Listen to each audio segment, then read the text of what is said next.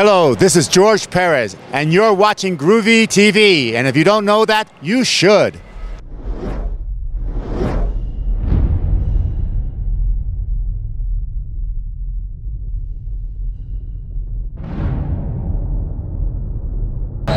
Hey, this is Groovy. I'm here with the legendary George Perez here at the Denver Comic-Con, Denver, Colorado.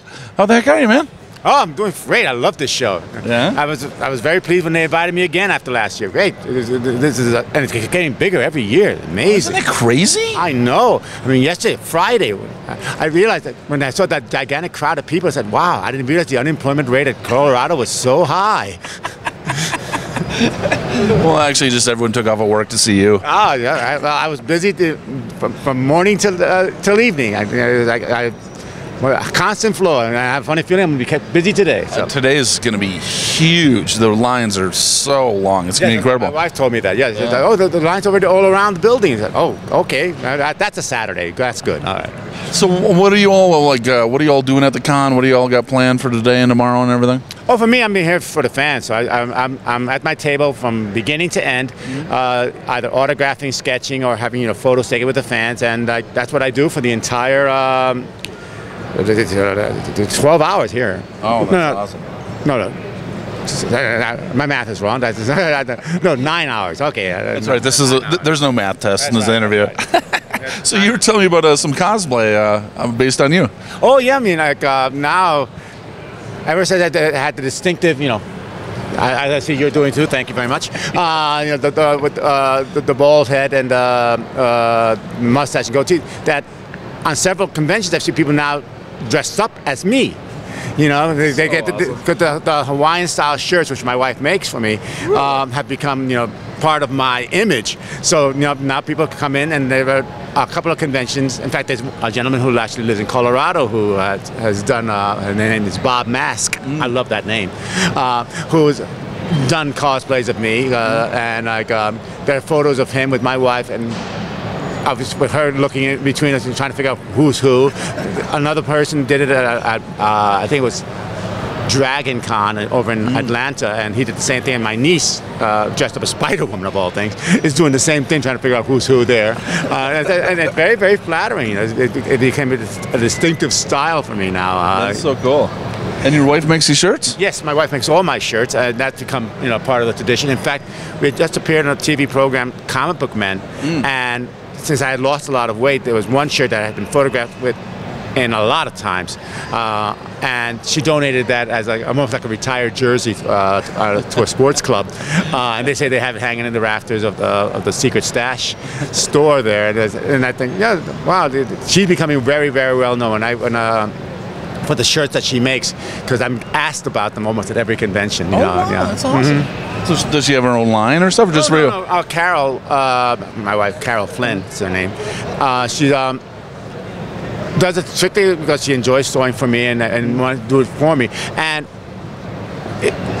it's too expensive, People can't really afford a shirt if it's handmade. Yeah. So she doesn't do it as a line. She does it just as because she loves me. She loves to sew, and since she's also a dancer, a belly dancer, she makes her costumes as well.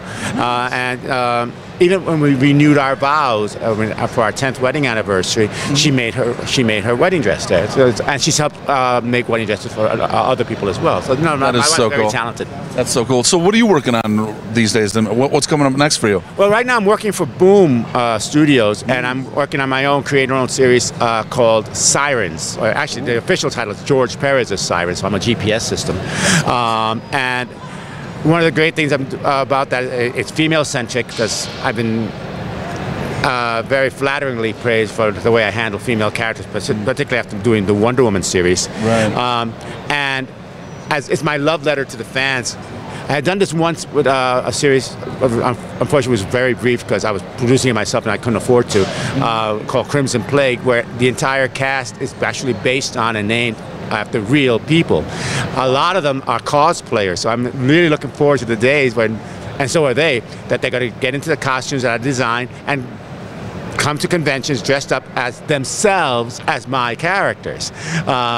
So like, awesome. I mean, they're already planning it. I sent them turnarounds on the character design so they can start planning on making costumes. So I'm looking forward to a convention one day where I can get a nice photo shoot with my 9 principal players, including my wife, awesome. as the sirens. You know, it's like, and they're all really, really excited. I put actually a casting call for this book in order to get people to, you know, send me their photos if they wanted to be in the book. And now I've got this enormous folder of photographs, and I want it to be a fan, you know, a nice love letter to my fans, and that. Even though my leads are, you know, are women, I don't want them to be all cookie cutter women. So that, you know, I have women of different ethnic backgrounds, different sizes, different ages. I have, you know. Everybody get ready. We have 15 minutes until the doors open. 15 minutes until the doors open. Sunday, Sunday, Sunday. Right. And it challenges me as an artist, because one of the great things I'm known for drawing distinctive faces on characters, but they're not. But if I'm drawing a scene with even it's just a half a dozen people on the page, not only do they have to be distinctive, they have to be recognizable as the models. Right. So like so that becomes a nice challenge, and it's a lot of fun. And I send whenever I introduce a character inside the book, I send a teaser to the actual model so they can see, you know, before the general audience will, what they look like as comic characters, and the reactions from them is just a pure joy. They're just loving it to death. So cool. So what's the time frame on releasing all this good stuff? The first issue's coming out September 17th. Okay. It's a bi-monthly because of my pretty well documented issues regarding my eyesight and surgeries and everything else I've had to deal with. Boom really wanted to try to see if we could get the book out this year, because it's been over a year since I signed on with Boom, and I was feeling kind of bad that I got you not really seeing much for your money as far as I was concerned, and they totally said, no, this is a long-term relationship. You get better first, but this way, by having it released on September 17th, I mean the first issue is already done. They can put the book out this year and not put an extra burden on me by having the book be a monthly. By having it bi-monthly, I can produce the work at a pace that's comfortable for me, and they will arrange to have Sirens-related promotional material done for the in-between months to keep the book out in the public eye. And they're incredibly great about that. They understand the industry, they are big fans, and they want me and all their creators to feel that this is the best environment to be creative, that this is not just a job, this is something we want to do, and I'm having a great time. That is really cool. That's a really cool way to look at the whole business and everything. Yeah. So one last question, man. Besides your amazing, enormous body of work and everything, like, what are you into besides your own work? Like, what are some of the other artists that you enjoy and are into? Well, I mean, I actually don't follow artists. I follow them and every work they do. I'm mesmerized by it when I see the books. And so many artists, I absolutely love their work, and I can't remember their names all the time. But there's so many out there, and I love the young artists who are coming in as well, and as those who influenced me when I was growing up, because they make me feel like, oh gosh, I can't get complacent. Some of these people are phenomenal, and you learn little bits and pieces of certain. Oh my gosh. That's a new way of handling hair. That's a new way of doing gritted teeth, and little things you don't even think about. Right.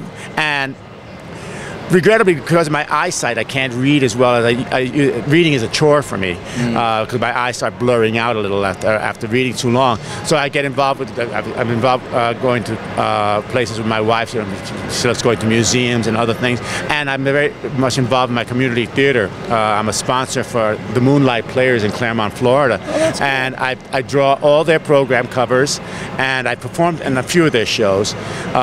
Maybe one day, if I ever have the time, I'd like to direct. I directed one show back in New York when I did The Sound of Music, and realized all the stuff I learned from storytelling visually came in really handy in directing a show.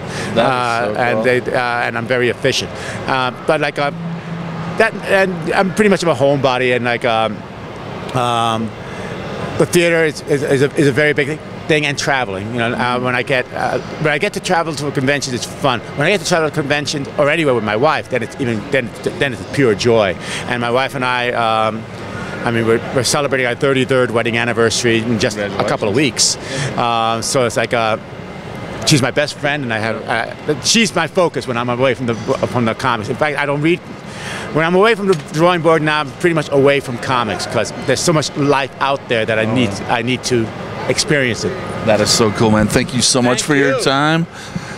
It was great with this George Perez, the legendary George Perez, and we are at Denver Comic Con 2014. And why aren't you?